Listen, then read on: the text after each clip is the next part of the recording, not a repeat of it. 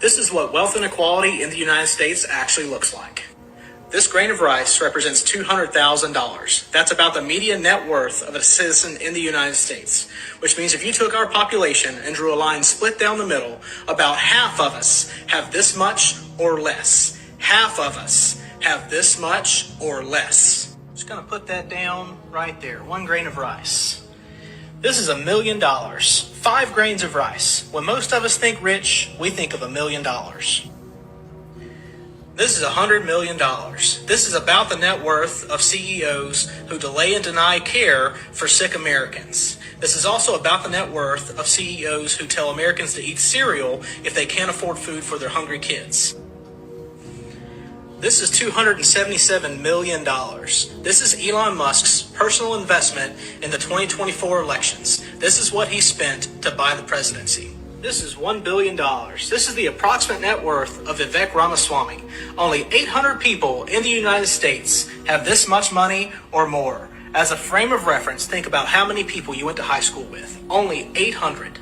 And this is $6.3 billion. This is the approximate net worth of Donald Trump. He recently said in an interview that he doesn't think he can bring grocery prices down after running his campaign on a promise to do so.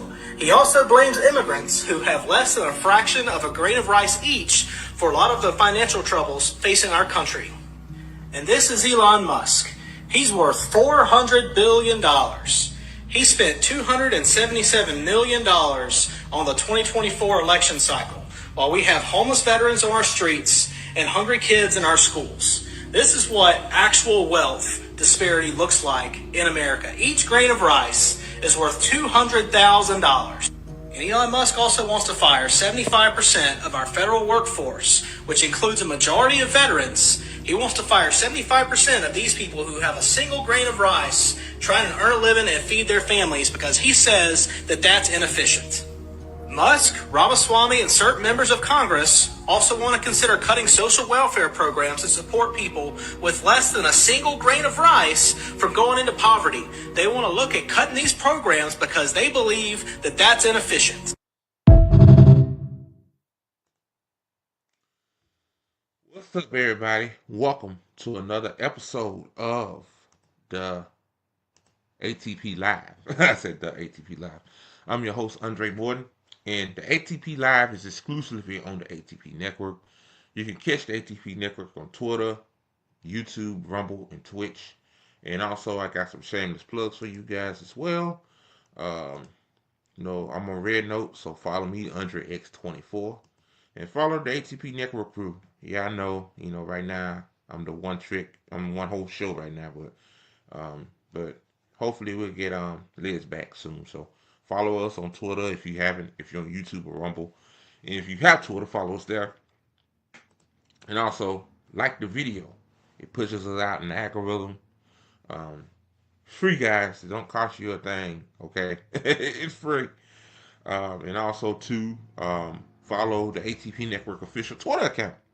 I forgot to put that on there again.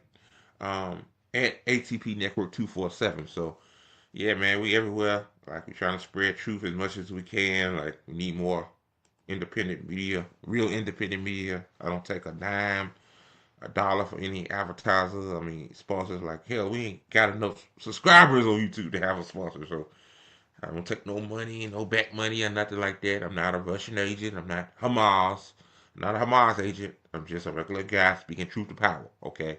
So, I had to say that because people say, people accuse our network of being grifters. I'm like, how are we grifters? Like, Liz got the most following base on a social media platform.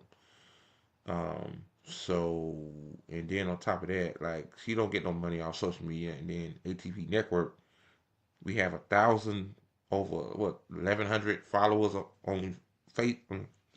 Excuse me, guys. We got over 1,100 subscribers on YouTube, 50 on Rumble, and Twitch, 21 following. So, yeah. What are we grifting for? Like, no. So yeah, like, I just hate people gossiping, man. Like, why do you spread lies like that? Like, this was a while ago, but I'm just saying, it's like, really? Like, that's all you got? See, people ain't got shit on me because I'm innocent. Like, I don't cause no mess on Twitter or nothing like that. I just do this shit. I tweet out a few mutual aid requests from my Palestinian brothers and sisters only, and I move on with my life. Like, I think a lot of people just don't lie to them. That's probably what it is too. Oh Lord. So yeah, man. Like, I know y'all got done watching that video. Hell, I might as well break it down. Like, this guy, he did his work, man. Yeah, I'm gonna play it again. I'm gonna break it down this time. Might as well. It's so good. Like, it's This is got what wealth complete power. inequality in the United States actually looks like. This grain of rice represents $200,000. That's about the median net worth of a citizen in the United States, which means if you took our population and drew a line split down the middle, about half of us have this much or less. Half of us have this much or less. Just gonna put that down right there. One grain. I mean, besides my cousins in Texas, yeah, they make $200,000 together. A married couple.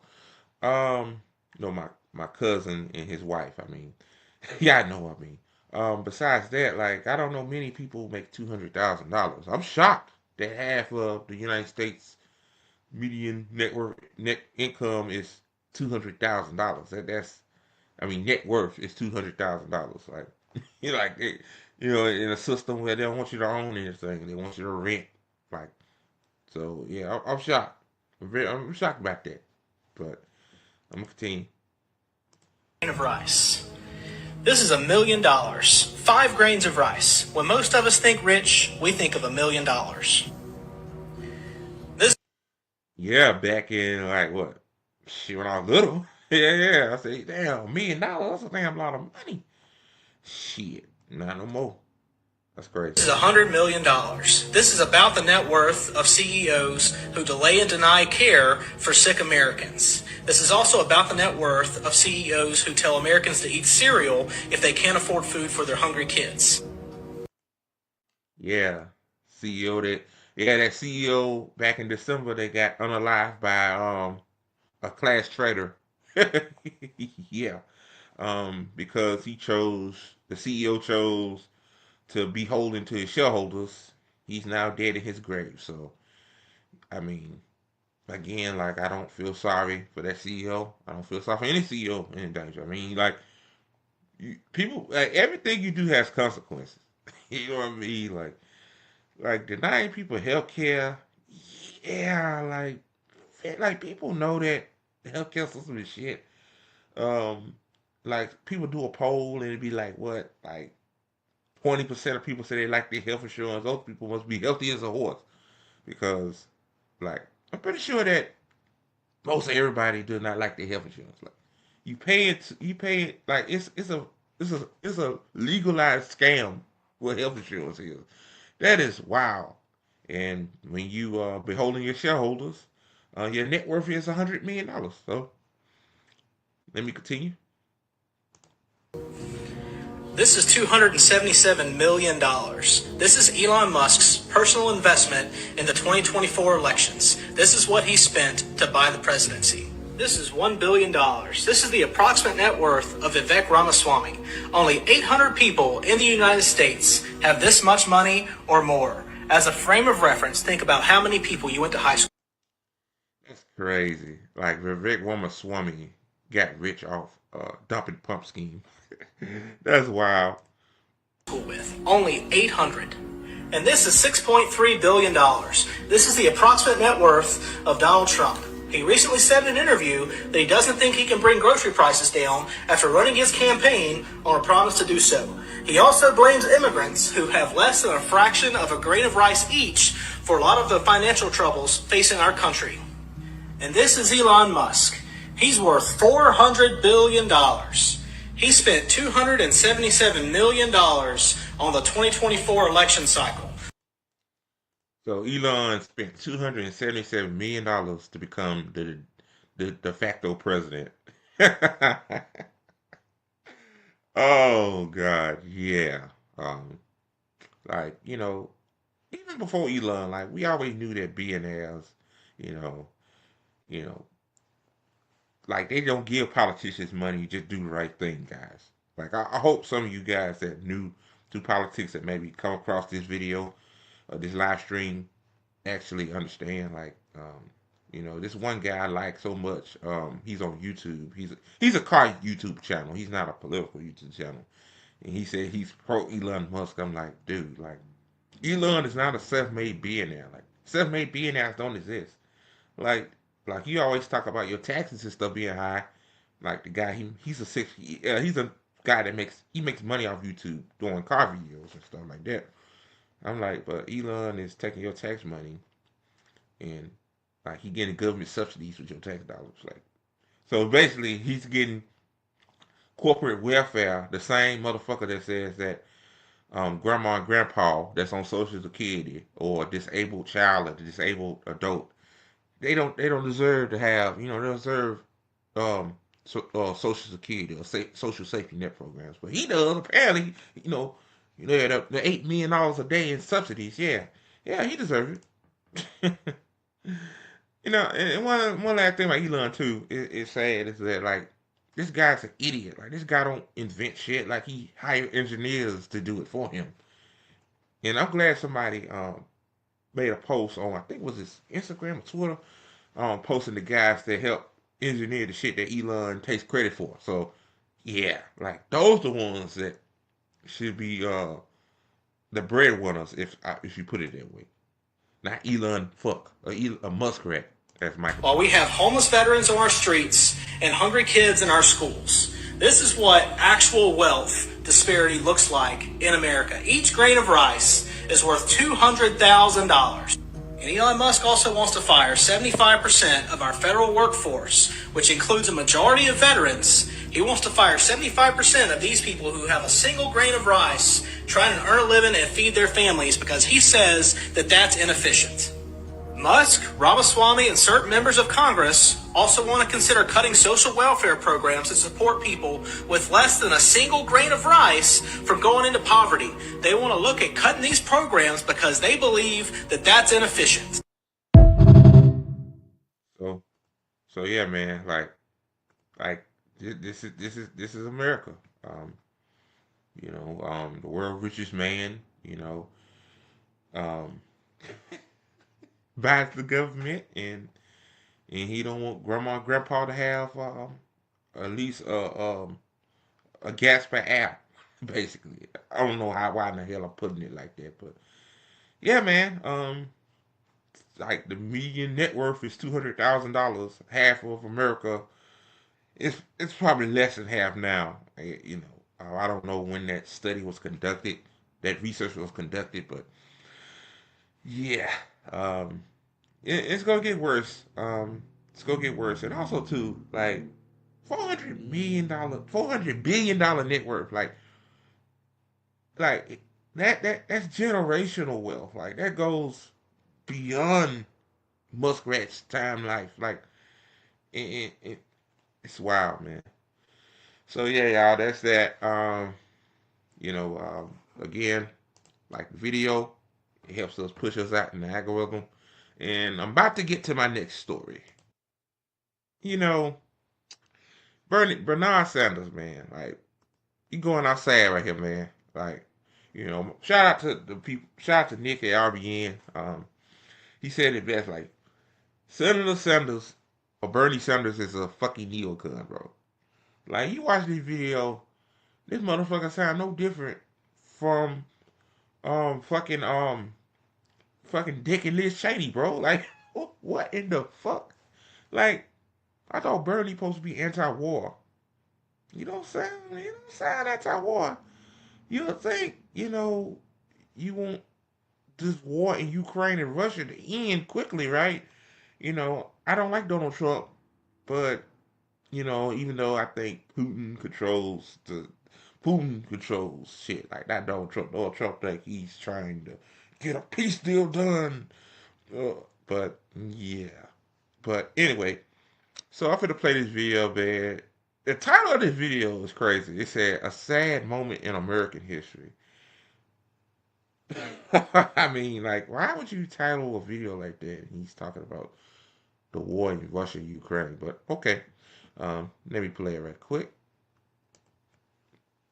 Percent of the vote in free elections. In fact, his approval rating is higher than Trump's. In the midst of a brutal war, Ukraine's parliament continues to function and free and unfettered political debate. Oh shit! Let me start over again. Sorry about that, guys.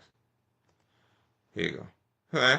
Start in the middle. Thanks, everybody, for joining me to discuss a very, very serious issue. Yesterday, we witnessed an extremely sad moment in American history. We saw the President of the United States aligning himself with the dictator of Russia, Vladimir Putin, to undermine the independence of Ukraine and its democracy. Oh man, I consider Bernie Sanders smart. I guess he knows what he's talking about. But like, come on, man. Independence of Ukraine. Um, do you know that Vladimir Zelensky um is a prop? Like, bro, like it's a prop. You know that, right? Like, okay. I mean, like, what? Like, and you said Trump aligned himself with a dictator.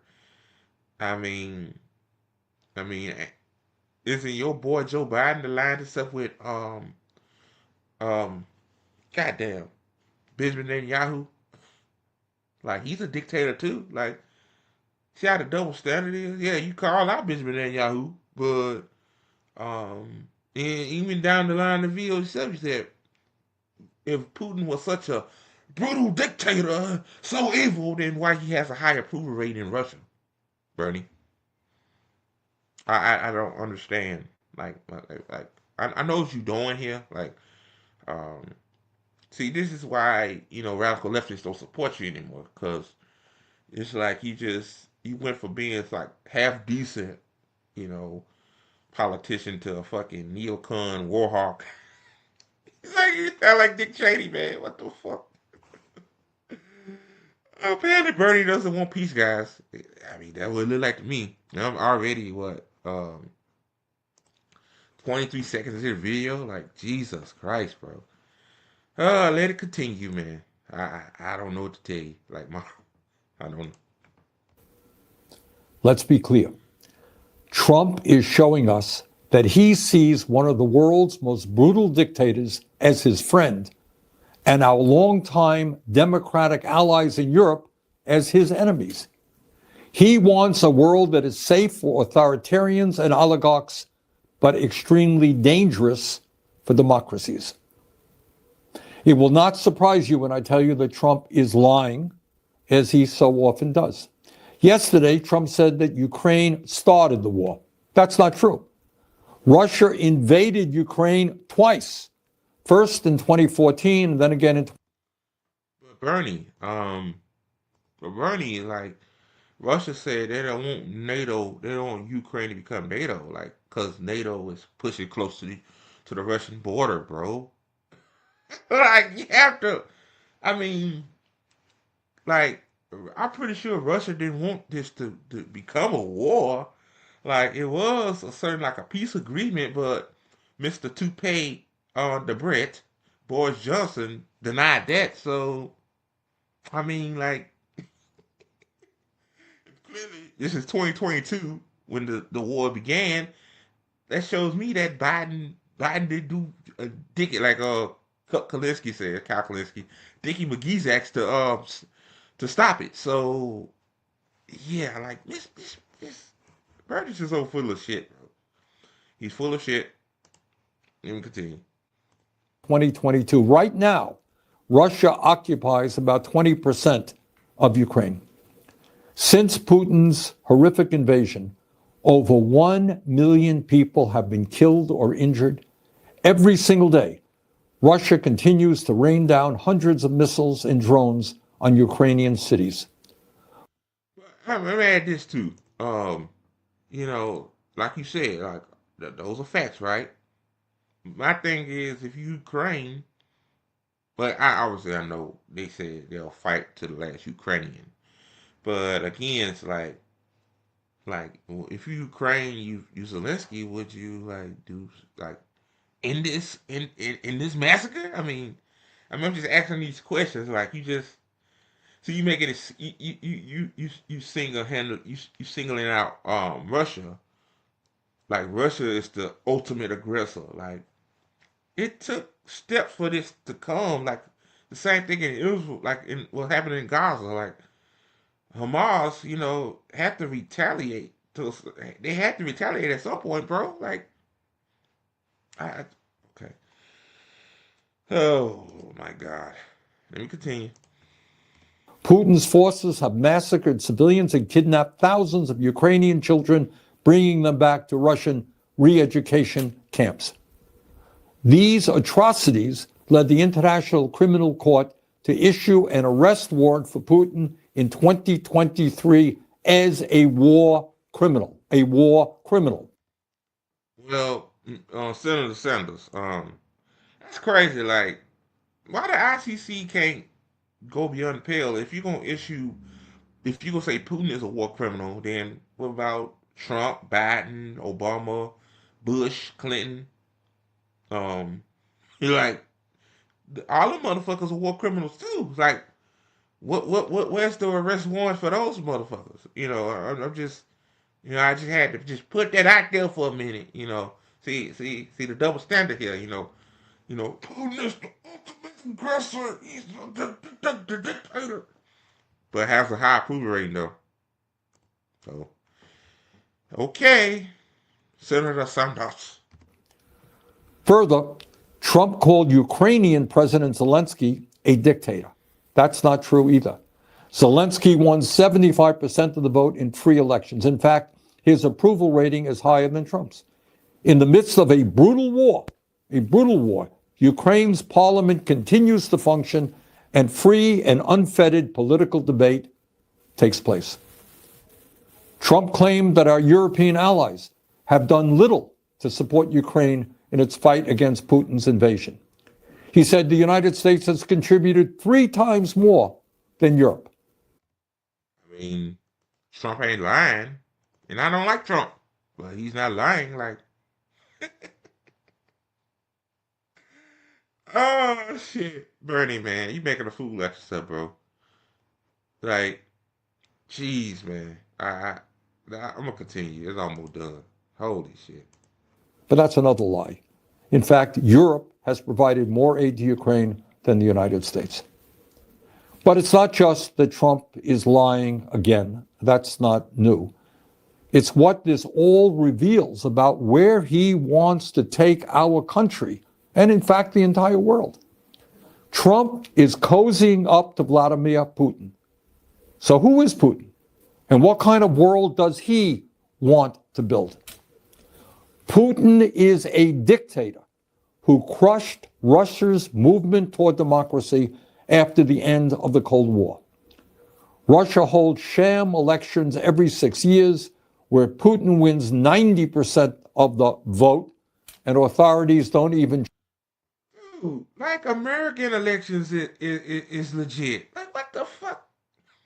Man, did the Democrat got a P-tape on this man? Like, I asked that before. Do they have a P-tape on Bernie Sanders? Like, okay, maybe they elections ain't legit. I don't know. Like, I don't live in Russia. Like, I live here in the United States. Like, I can see for myself, like, our elections, like, they motherfuckers cheating you, Bernie. What?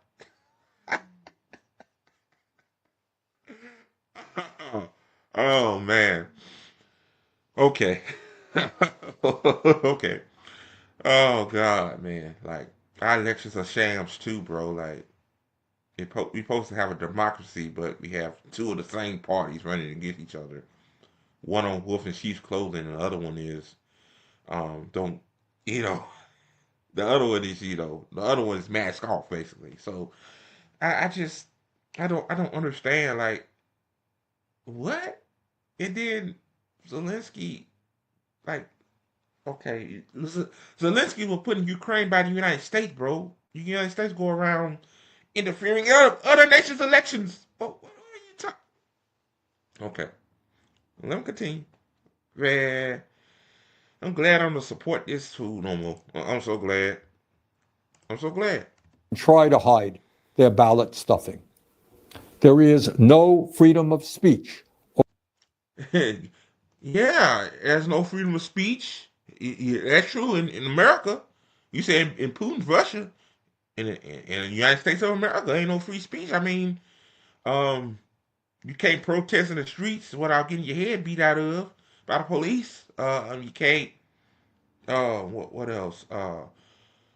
Shit, you can't say from the river to the sea on social media, even though social media supposed to be the public square or supposed to be the new public square. Without getting suppress or shadow ban. Yeah, and no freedom of speech. In America, Bernie. Like you talking about Putin's Russia. I'm talking about America. Like, see, I could apply the same thing you saying and apply it to the United States, because that's how fucked up this country is, man. Like, no freedom of speech. He said free media. Ain't no free media either. Like, oh God, America either. Let me continue, man. This guy is, man. Man, this guy need to retire, bro. Bernie, you need to retire, bro. Just go back to Vermont. Let your wife bake you some nice cookies in your nice little cozy ass home, bro. In Burlington, Vermont, where the fuck you residents at? Like, bro, just relax, man. Just chill, man. Just do this, bro. I, okay, yeah. Let me continue. Of free media in Putin's Russia. Protests are violently suppressed. Tens of thousands of people are imprisoned for protesting Russia's invasion of Ukraine. Political dissidents are harassed or thrown into jail.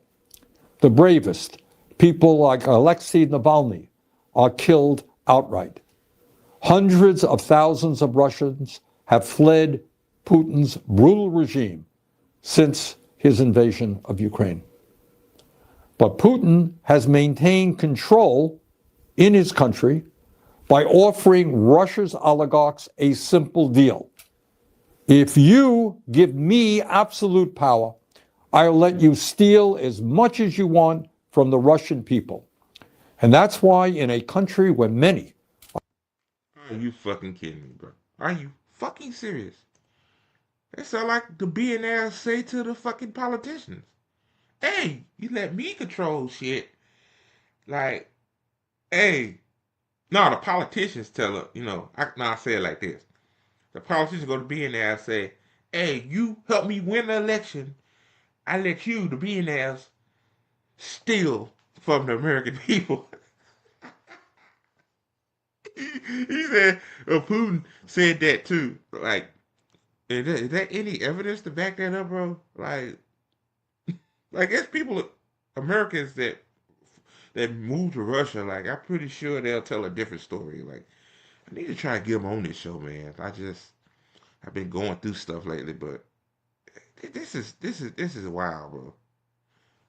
Wow. Okay. are struggling economically. Russian oligarchs have stashed trillions of dollars in offshore tax accounts. That is the Russian leader that Trump admires. That is the Russian oligarchy that he supports. Bro, that what billionaires do in America. Billionaire oligarchs do the same thing. Steal from us and then put money in offshore accounts in the Cayman Islands and what? I mean, crazy. Like, us as human beings, like, we always pouring out each other's problems, but we don't look at our own country's problems. Like, the same shit you're accusing Russia and Putin was doing is the same thing that the government's letting the billionaires get away with because they fund their campaigns. So yeah, like this Neocon Warhawk old coot, man. Mm-mm-mm. Sad, Bernie. Going out sad, my guy. But that is not the perspective of the American people. We know, and we are proud of, the fact that the United States of America is the longest standing democracy in the world. We know. Man, get the fuck up out of here, Bernie. Bernie. Longest standing democracy. Democracy, bro. Oh God, democracy. Democracy is on the ballot, Bernie. Man, come on, bro. This is the most important election of our lifetime, bro. Like you say that every 4 years, bro. Democracy is on the ballot. Yeah, yeah. Sponsored by Pfizer. Yeah, democracy. Sponsored by United Healthcare. Sponsored by Aetna. Yeah, yeah. That's democracy, Bernie. The United States. That's the United States democracy. You know. Oh no, one more. Sponsored by BlackRock Vanguard that own every fucking thing we own. Like it's crazy, bro. It's crazy. Like calling out Russia's transgressions, but failed to call out the United States transgressions. Yeah, that makes perfectly good sense. It really that does. many hundreds of thousands of brave Americans over the years have fought and died to defend democracy. We also know that our allies in the world are those countries that believe in democracy, not authoritarianism. In this critical moment in our history, I hope that every American, regardless of political perspective, will stand tall and say yes to democracy, no to oligarchy, and no to authoritarianism. Thank you very much. Oh God, who told Bernie to do that, bro? Like, bro, you getting grilled by the radical.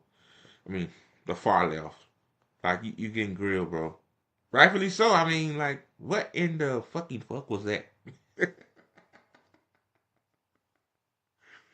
Oh God. So Trump is Trump, even though I don't like him, trying to get peace talks between Russia and Ukraine. And apparently you said Trump is caping to that, trying to stop the war. Like you said, millions of people have been killed and injured. Like you'll think, like even like you'll say like a light bulb will come in here like, damn, that's a good idea to stop something like somebody beating the living hell out of you, and then you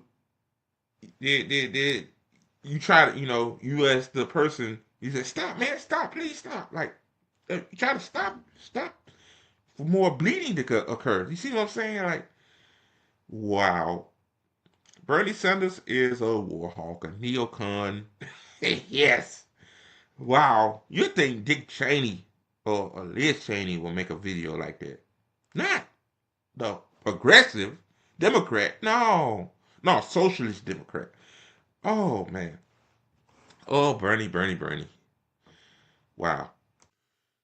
All right, guys. Before I get to the next story, which is fucking insane, be sure to hit the like button on the video. Like the video. It's free. Don't cost you a damn thing. All right, guys. So, um, Lord have mercy, man. I don't really know what to say. Apparently, Elon fuck or Muskrat or whatever you call him claim that there are millions of people aged 150 years old receiving Social Security payments. They said that, bro. I'm pretty sure you probably know by now, but I just I'm like, turns out that Social Security cuts you off at 115 years old. So yeah, like after 115, you don't receive it anymore. And mm, okay, now I'm just gonna read this, man. This might not be a long segment, but it's just it's wild, bro. Um, for marketplace .org, it says 150-year-olds are not receiving Social Security payments. It's crazy. It says Elon Musk, the de facto leader of Doge, says that tens of millions of people over the age of 100 are marked as alive in the U.S. Social Security system.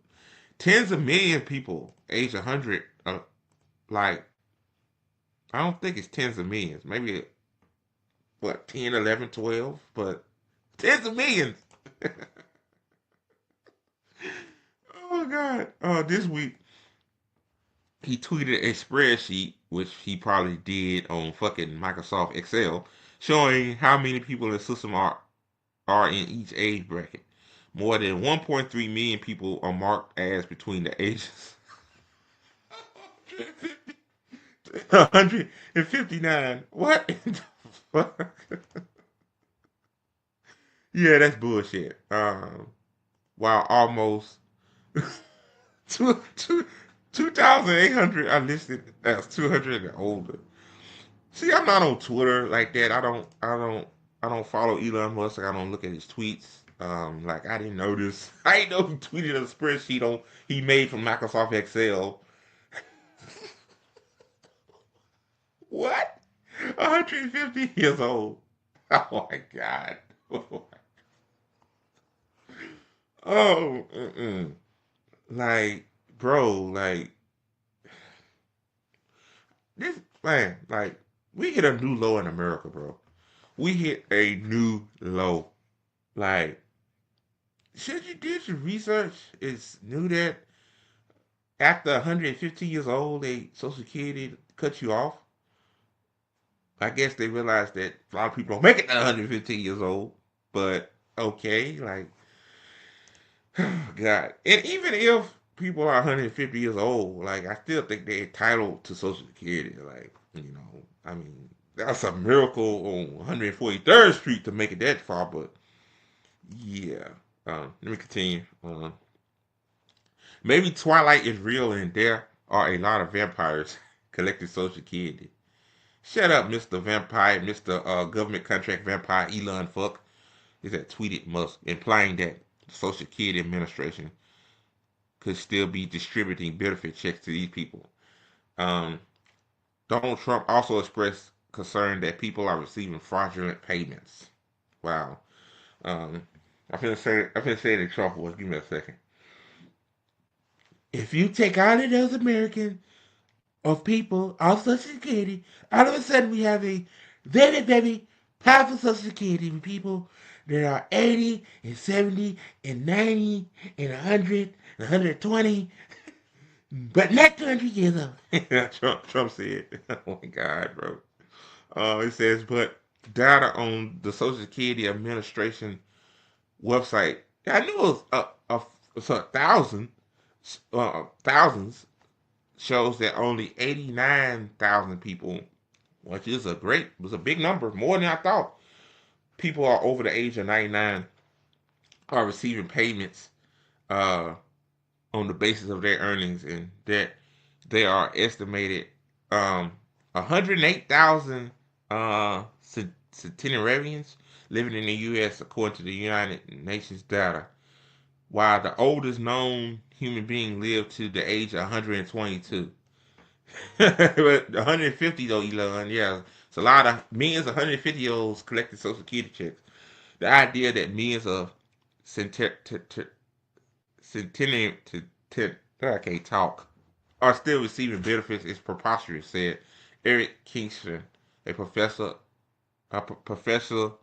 um, emeritus of social work at Syracuse University and an expert on Social Security. This is part of an orchestrated attack to undermine Social Security. Duh, Kingston said. SSA Acting Commissioner Michael King recently left the agency over Doge's attempts to access Social Security recipient information, and dozens of probationary Social Security Administration employees have been offered job reassignments. Social Security have records on millions of people, but that doesn't mean that they are actually receiving payments. Right, because when you pay into the system, they think Social Security give you an estimate on how much you can get. Said Charles Blahouse, a former public trustee for Social Security and Medicare, who served as deputy director of President George W. Bush's National Economic Council. There are many people who were born more than 150 years ago for whom Social Security lacks information about their death. Just like we lack information about a lot of things involving people who lived long ago.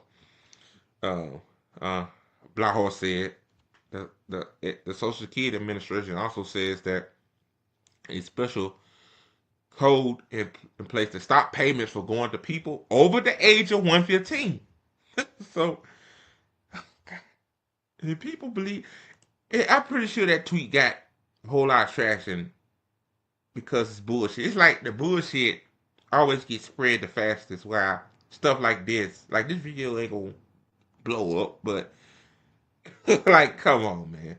Like, like 150 years old, you said to yourself, like, if you got a brain in your head, like, you got a brain at work, you'll say, that's suspect. Like, how people can live that damn long? Like, holy shit.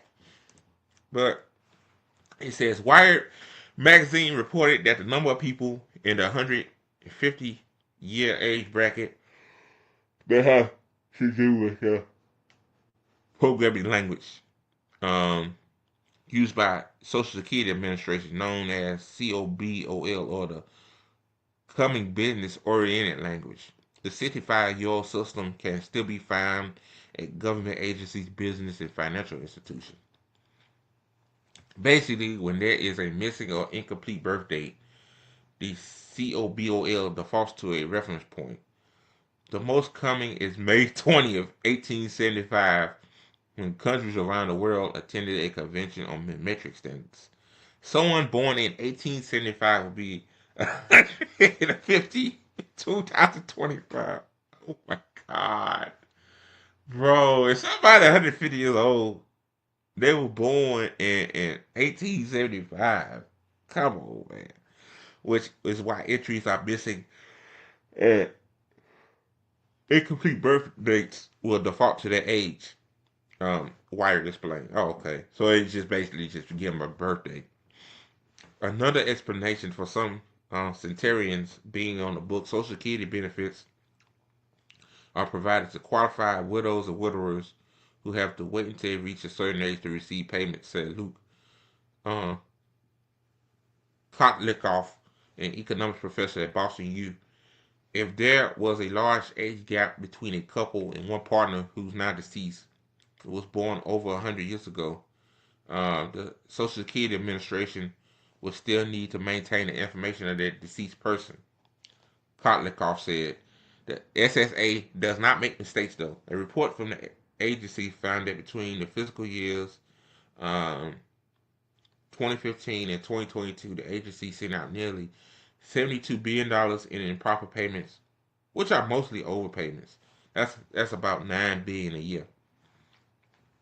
It might sound like a lot of money, but it's a very small amount related to the 1.5 trillion in benefits the Social Security Administration paid out last year, said Richard um, Himmel Farb. Oh God, these names, bro.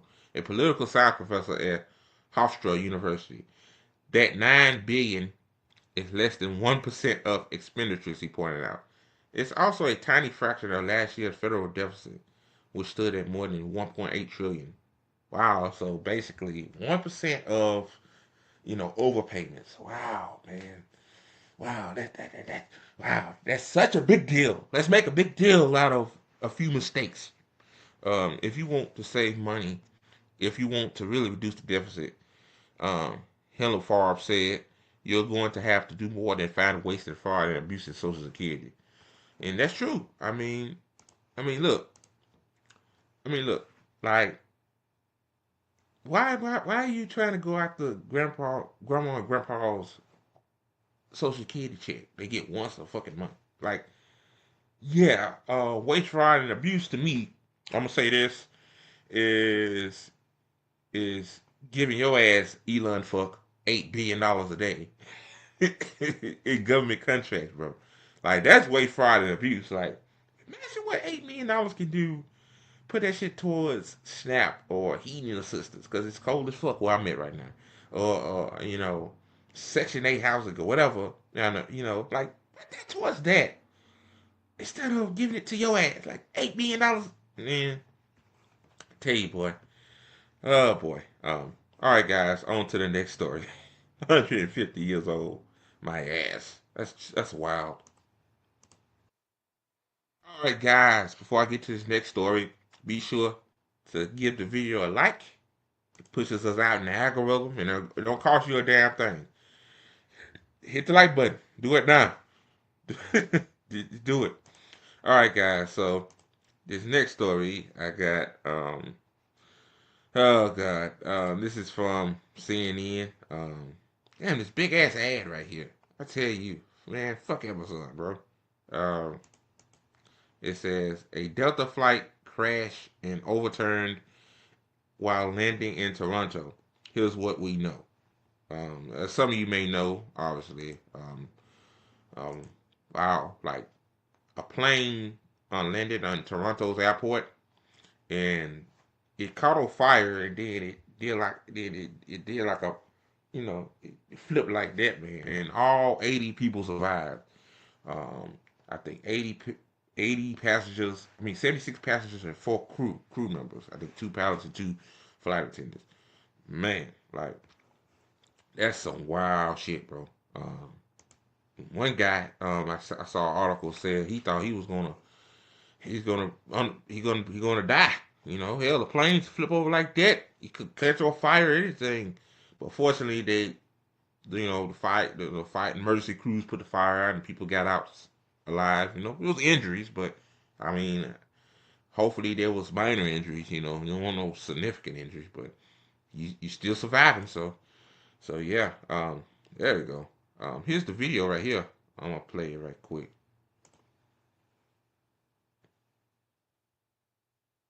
Let's see. Nah, come on, man. Ah, that's cold. It said it won't play the video. The hell? Hold on, guys. Let me see. I like playing videos. Add more context. Hold on. Let me play it. Let me try again. There we go.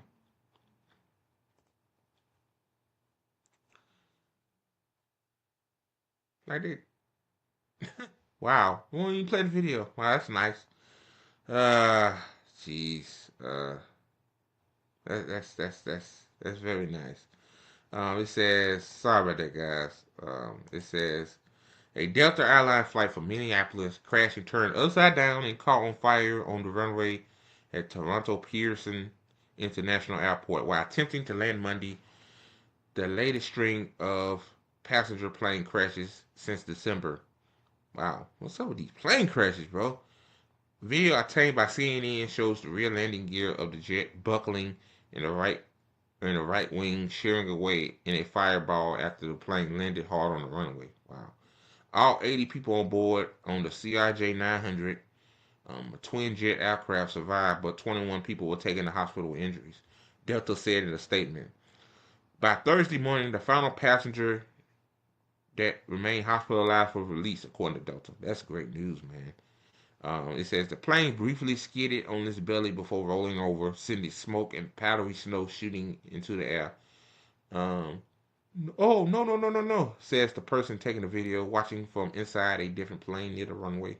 When we hit, it was just super hard. It hit the ground and the plane went sideways, said passenger John Nelson added. It's amazing that we're still here. I know, right? Even now, I smell like jet fuel. Wow. Man, jet fuel's some strong shit. CNN, Nelson told CNN on Monday night. It says, uh, it says by Tuesday morning, the plane wreckage was barely recognizable, camouflaged against the ground by snow plastered across the frozen fuselage. Its left wing crumpled and the right wing missing. Removal of the wreckage was completed Wednesday morning, Delta said. Monday's crash is the latest incident in a deadly year of air travel in North America. Earlier this month, 10 people were killed when a regional airline plane crashed in Alaska. Wow, man. Wow. Less than 3 weeks ago, 67 were killed when an American airline plane collided mid-air with a U.S. Army Black Hawk helicopter near Washington, D.C. 2 days later, a medevac jet crashed in Philadelphia, killing all six on board and one passenger on the ground. Those disasters were preceded by deadly crashes in December in South Korea and Kazakhstan. It said, here's what we know. And that's the plane right there, man. Wow. Wow. And it's still in peace. The wings came off, obviously, because it flipped over. But wow. Um, Yep, then it said all 80 passengers and crew survived. It says, let me see. Let me read this. It says Delta Flight 4819, operated by Delta subsidiary Endeavor Air, departed from Minneapolis St. Paul International Airport and crashed at the airport, mostly located in the suburb of Mississauga, west of Toronto, around 2:15 Monday. Delta said. It says, I'm going to skip this. Also, it says Delta is offering $30,000 to the passengers involved in the flight. An airline spokesperson told CNN on Wednesday. Should offer them more than that, you know. Wow. All that frozen precipitation right there. I'm gonna read this from the passengers. It says hard landing left passengers upside down, hanging like bats. Wow. Peter Kukov, a passenger on the plane, said he didn't know he didn't know anything was the matter until they were on the ground. When we hit the ground, we were sideways and then we was upside down, hanging like bats. Kukov told CNN's Brianna Calais. Nick Costigan, who spoke with the Toronto Star, said his whole window just turned to a frame briefly and then it was dark as we slid. It was wildly quiet once the plane stopped, he told the outlet. I took my seatbelt off, which I obviously left fastened for the landing. And as I took it off, crashed down to the ceiling, which became the floor. Pete Carlson, another passenger is an executive with a Minneapolis healthcare company, told CNN. It says paramedics who responded to the crash treated multiple types of injuries, including back sprains, head laceration, and nausea due to jet fuel fumes, said Corey Touch with the Peel Regional Paramedic Services. Video of the crash does not appear to show the usual flare of the jet, where pilots pull the nose up just before landing, exposing the wings to more air resistance. There was no attempt to flare at all, which slows the plane down, says CNN aviation analyst Mary Scivio, Scivio, a former inspector general for the Department of Transportation. Kukov said that he was able to unbuckle his seatbelt, get himself down to the ground, then walk out of the plane. But some others needed help getting down from their seats. Just feeling lucky and happy that I got to give the person I didn't know sitting next to me a big hug, that we were okay, and we see my friends who are here to pick me up from the airport and give them a big hug, he said. I think that's the airport president right there. Yeah, why did the airplane overturn? Then I'll move on to the next story.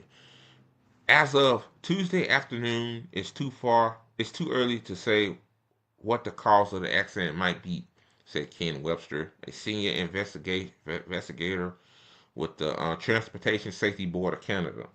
The crash Monday happened on a gusty day following heavy snowfall. On Thursday and Sunday, we got more than 20 inches of accumulated snow. Wow. Flint said Tuesday.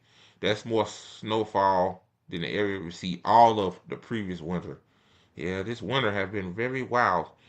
What we could say is the runway was dry and there was no crosswind condition, said Tal Atkin, the airport fire chief, Monday evening.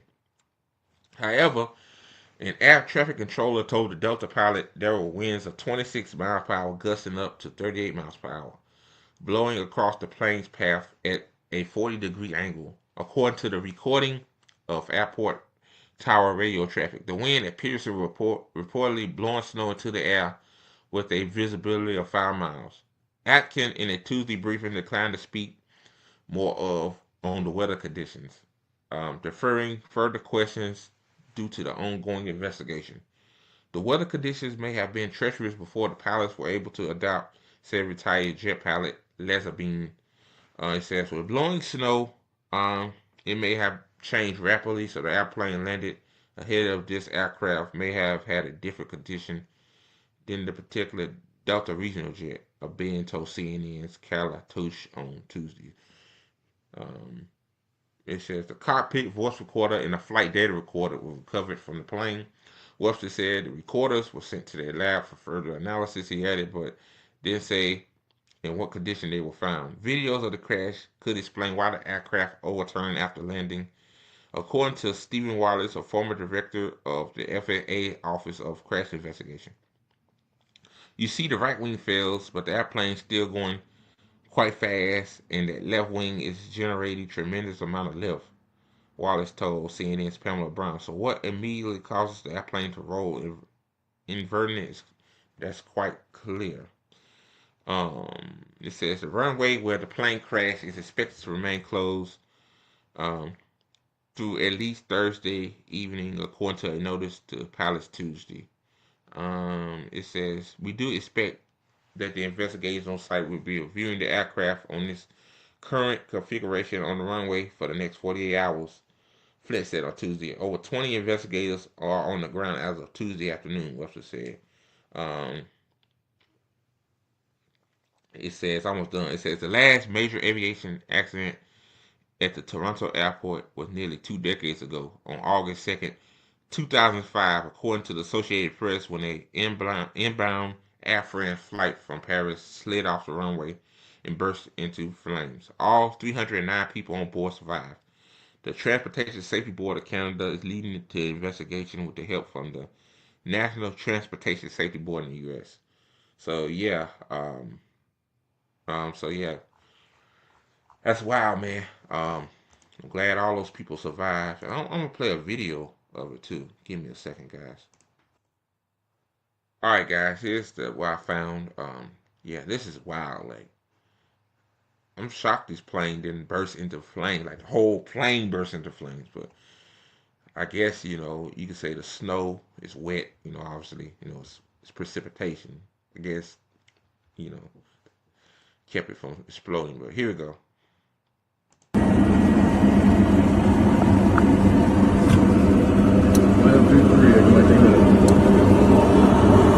Oh fuck! Oh fuck! Oh no no no no no! Shit! Holy shit! Tower, you're seeing this airplane just crash into three. Wow! Oh my god! Oh my god! Wow! So yeah, that's the Yeah, you say to yourself, man, like, wow, 80 people survived that. Like, initially, it looked like the thing engulfed in flames, but it was only that, I think the wing caught fire. So, glad those people are all right. Man, like, boy, more people be driving now, man. Like, I got a trip in Hawaii I got to go to this summer. Man, yeah, getting on the plane, man, that gonna be tough. But all right, guys, I got two more segments for y'all. Man, Israel is doing anything in its power to keep the ceasefire from progressing forward, man. Now, like Israel lies, so anything they say, you should not believe what in the hell they say because they full of shit. Um, like this article from the New York Times, it doesn't surprise me. Like a lot of people are shocked. I'm not shocked. I mean, 15 months of just pure. I don't even know what words to describe the genocide, man. Just what we watched for 15 months, and now all of a sudden, now like you know, Israel's claiming, um, um, oh Hamas, Hamas is in the right body. It's the wrong person. Bullshit. Bullshit. Um, right here it says, uh, promise closure. Israel awakes to new shock in Biblia's family tragedy. Hamas released to what it said were the remains of Shiri Babos and her two young children, but none of the returned bodies were a match for Miss Babos, according to the Israeli military. Yeah. Again, like Israel was trying their best to, resume aggression on Palestinians. Um, this is what it is. So they bring an excuse like, no, that's not Miss Bibbers. No, that's the wrong person. Yeah. Um, uh, I mean, let me continue. Uh, it says, I'm reading from the New York Times. You know, the New York Times full of shit. It says two tiny red-headed boys had captured the hearts of Israeli and become symbols of long and emotional campaign for the release of scores of hostages seized during a Hamas-led attack on October 7th. On Thursday, under gray, stormy skies, an anguished nation of marked by an unofficial day of mourning after Hamas handed over 3 black coffins that the group said bore the remains of Ariel Babos, who was only 4 when he was taken captive to the Gaza Strip. His baby brother, Kafir Babos, who was not even 9 months old at the time, and their mother, Shiri Babos, who was 32. The 4th coffin bore the remains of Ardad Lifshitz, an octogenarian grandfather, a peace activist, and a founder of a pastoral Israeli village of Nizar near the border of Gaza, where he and the Babos family resided. It says all were alive when taken. Later, it will be revealed that only 3 of the 4 were actually returned. Yeah. It says at the Cortez handover ceremony in Gaza on Thursday morning, with loud music blaring in the background, the coffins were put on a display on a podium bearing images of from family photos that were also used in Israel for hostage posters. Ariel in a little white polo shirt, Kafir in a wide toothless grin, clutching at a bright pink colored toy, and Shiri Baba smiling and radiant before the family's world fell in. Just look at this part again. It says the masked gunmen, though, appeared to have mixed up the children's pictures and names. In the early hours of Friday morning, the Israeli military announced in a statement that the remains of Ariel and Kafir had been positively identified by the Israel's National Center of Forensic Medicine and the Israel police. Mr. Lifshitz's body had been positively identified early on Thursday, but in a shocking and gut-wrenching twist, the military said that the identification process had determined that additional body received were not that of Sherry Bibbers, and that no match was found for any other hostage. This is an anonymous, unidentified body, the military said, calling for the apparent rules of violation of utmost severity of Hamas ceasefire agreement with Israel. So yeah, like I'm gonna stop right there for a minute. Yeah, hey, like let's make any excuse out of the book. No, this ain't the mother of those kids. That's a anonymous body apparently Hamas found. Yeah, I call bullshit because Israel is known for lying. Like, the same Israel said, yeah, we bombed the hospital because Hamas building tunnels down there. or we bombed a school because Hamas hiding in the schools. Knowing good and damn well they're not going after Hamas or they don't care about the hostages. It's bullshit, man. It says in Revelation, which came most Israelis were probably sleeping, was mostly due to further jolt of the country, jeopardized the ceasefire and prolonged the collective agonies surrounding the Bibbis tragedy. It says Yarden Bibbis, Miss Bibbis' husband and the children's father, was abducted separately during the October 7th assault, bleeding from a head wound. He was released alive this month as part of the ceasefire between Israel and Hamas that came into effect in January. It says, but the fate of the rest of the family has tormented Israelis, underscoring what many here view as cruelty of Hamas. Ms. Baba's elderly parents were also killed in the October 2023 attack. Let me see. This fucking idiot. He says, dear citizens of Israel, on this day, we are all united in grief that too heavy to bear. Oh, shut up, Benjamin Netanyahu. Today, every home in Israel bowed its head. A month after the war set off by the Hamas attack began, Hamas, yeah. Oh, God. See, this is why, outside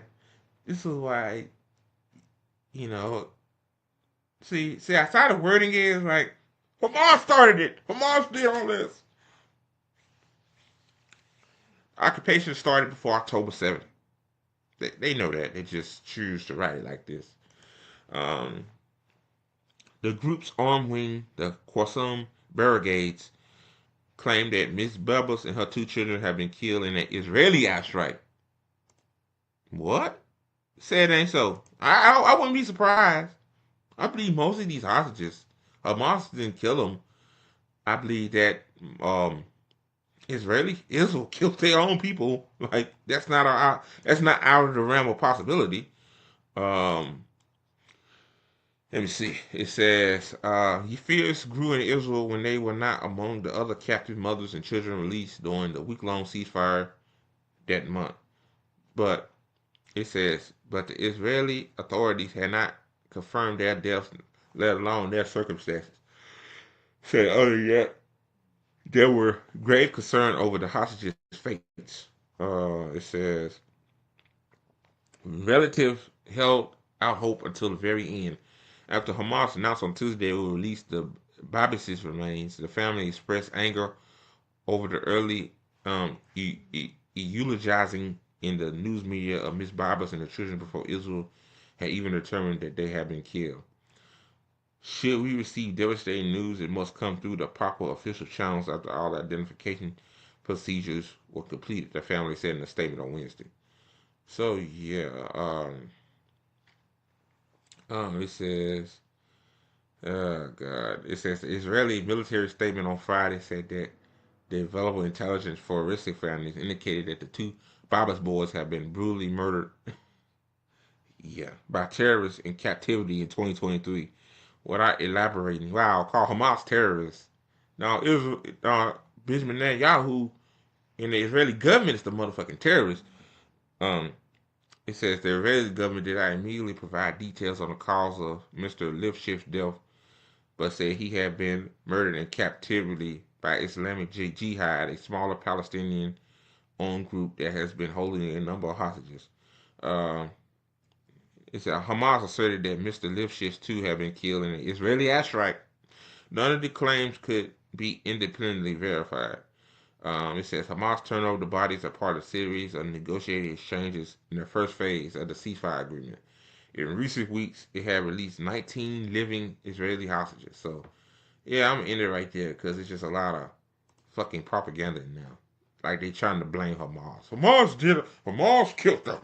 You know, not an Israeli airstrike, but I wouldn't be surprised if Israel killed their own people. Like, I mean, nothing surprises me anymore. All right, guys. Before I get to the last topic I'm going to talk about, be sure to like the video. Help us push us out in the algorithm. And it don't cost you a damn thing. So, like it. Do it now.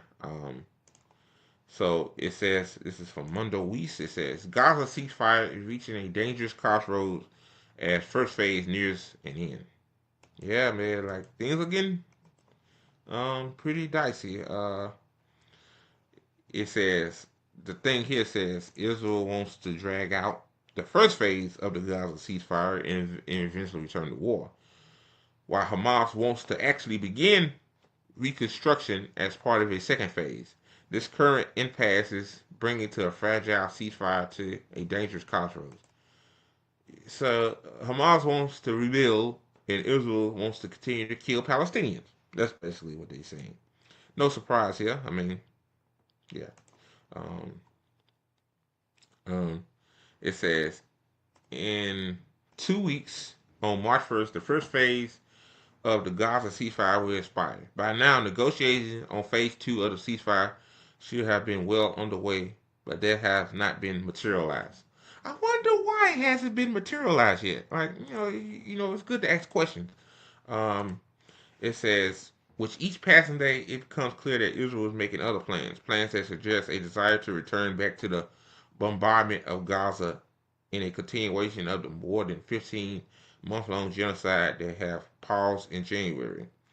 In recent events that have cast more doubt on the prospects of a lasting ceasefire and have raised questions not just about Israel's intentions and calculations, but also about the influence of the U.S. and Trump and ultimately how Hamas will respond. Here's what you need to know and what you may expect to see in the coming weeks. It says the Israeli army approved new offensive and defensive war plans in Gaza following concerns expressed by Israeli officials that the ceasefire in Gaza will gradually collapse. Israeli news site Walla reported on Wednesday. Yeah, because y'all want it to collapse. Um, Israeli media quoted military sources claiming that Hamas was also making preparations for. Yeah, I believe anything that Israeli media says. It's propaganda, just like U.S. state media.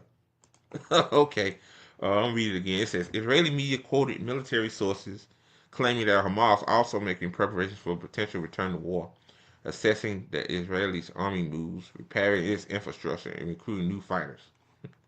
Last week, Israel and Hamas seemed to have reached a dead end after Israel continuously violated terms of the ceasefire humanitarian agreements.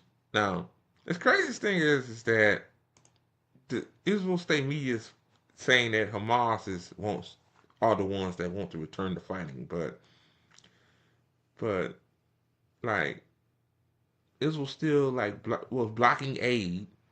They Israel did um yeah, and they still was doing killings. So yeah, let me see. Hamas announced the suspension of the release of Israel captives until the Israel allowed in tents, prefabricated mobile homes, reconstruction material, and heavy machinery for the removal of rubble into Gaza.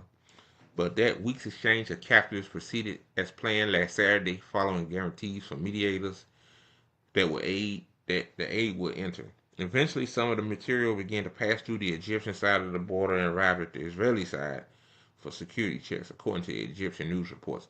The mobile homes are capable of housing up to 6 people and are composed of 2 fabricated rooms of vinyl covered drywall, a small kitchenette, and a toilet. According to a ceasefire deal humanitarian protocol, Israel committed to allowing the entry of 60,000 prefabricated housing units and 200 tents. Although hundreds of these mobile homes have been waiting at the Egyptian side of the border for days, again, it says Israel hasn't allowed their entry into the Strip by intent. It says the Israeli Army radio said that the entry of mobile housing trailers was a matter of time and will begin entering Gaza before the release of 6 Israeli captives on Thursday. The Times of Israel quoted an Israeli official on Tuesday saying that the housing units and heavy machinery will enter in a controlled manner. Translation for y'all, will enter very, very slowly. Or not at all. That's basically what they're saying. Um, as for heavy machinery, the Gaza government media office said that only 6 bulldozers had entered Gaza. You need way more than that. Far enough to remove the over 40 million tons of rubble. In other words, Israel has been digging its feet and implementing its end to ceasefire terms as part of the first phase. Despite these delays, Hamas Politburo chief Khalid al-Hadi announced in a televised speech on Monday that the movement will release the last 6 living Israeli captives set to be released as part of the first phase of the ceasefire. The captives will be released alongside 4 bodies of deceased captives. Yeah, the Biblos family, who Hamas said were killed by Israeli strikes during the war. Yeah. It says the Israeli government, as for its part, announced that it had begun to prepare to release the captives and the bodies, stating it will release a number of Palestinian detainees and prisoners. According to Palestinian prisoner support sources, these include Palestinians who have been released as part of the Gahad Shaheed exchange in 2011 and were secretly rearrested by Israel after October 7th. It says Egyptian and Qatar mediators and the U.S. President's envoy, Steve Witkoff, exerted pressure to manage the crisis. During the same week, Witkoff visited the region to push for the beginning of talks over the second phase of the deal, which was initially scheduled to begin on the 16th day of the ceasefire, more than 2 weeks ago. Second phase is aimed to reach an agreement over the end of the war. Internally, the end of the war will mean the beginning of accountability inside Israel for the failure of October 7th and the failure of achieving the war's main aim. Destroying Hamas, which was not the aim. It was never about destroying Hamas. It was never about the hostages. It was all about ethnic cleansing. At the end of the war, without destroying Hamas or mass exposure of Palestinians, it's considered a defeat for Israeli far-right leaders, especially Finance Minister Bezalel Smotrich, fuck him, who promised to quit the government and cause its collapse if Israel did not return to war. Despite this, U.S. envoy Steve Witkoff uh, repeated several times during his visit last week that the second phase will proceed, even though it will be more complicated. It says, meanwhile, in Washington, Donald Trump pushed events in the opposite direction last week when he threatened that all hell would break out if all Israeli captains are released before last Saturday at noon. Although the exchange continued as intended, Trump stated on his Truth Social platform that Israel was free to do what it wanted with the deadline that he had set. So basically, hey, Israel get what they want. The statement embarrassed Israel's Prime Minister Benjamin Netanyahu in front of his far-right allies and critics who continue to push for canceling the ceasefire and returning to war. The fact that Netanyahu and his cabinet didn't use Trump's apparent green light to end the ceasefire suggested that the U.S. troop agenda was being carried out by Witkoff. It says, but they got something else up their sleeve. I really believe that. It says, on Tuesday, Netanyahu presided over an Israeli cabinet meeting to discuss the prospect of beginning talks over the ceasefire second phase. Following the meeting, Netanyahu stated that Israel's conditions for ending the war, including Gaza's total disarmament, while Israeli media reported the government had decided to send a negotiating team to Cairo. According to Egyptian reports, the upcoming talks in Cairo will focus on upholding and achieving the requirement of the first phase, and mainly the humanitarian part of the deal, which stipulates the entry of construction material and aid to the Strip. So I'm gonna end it right there, man. Yeah, it's wild. I think Israel got something up their sleeve. If Trump giving you the green light, say, yeah, you can end it and you continue killing. Like, Trump ain't shit either. But I'm just saying, like, yeah, Israel got something up their sleeve. Now they're claiming that the woman, that the mother of the Bibbis family, that wasn't her. Which, yeah, see, yeah, Israel's up to something, man. I want a second phase. I mean, I guess a second phase would be a step up. To be honest with you, I didn't think that the ceasefire would last no more about a week, man. Like, that's what I thought. And also too, I understand that China and Egypt and these other nations say it should be a two-state solution. Excuse me, but yeah, like the only solution is a one-state solution, man. Like that's where we should be at this point. Like no two-state solution. Palestinians should have a right to return. Like they should have the right to have their land back, their whole land, not just the Gaza Strip. Yeah. So, all right, guys, that's the show. I hope you guys enjoyed ATP Live. Yeah, be sure to follow us on Twitter again. On the bottom of your ticker right there. We doing big things. We got big things planned for the future. And also follow us on Red Notice too as well. And like the video. It pushes us out in the algorithm. So, all right, guys. That's it of ATP Live. I'm Andre Morton. Signing out. Have a good one. And oh yeah, I almost forgot. Fuck Benjamin Netanyahu.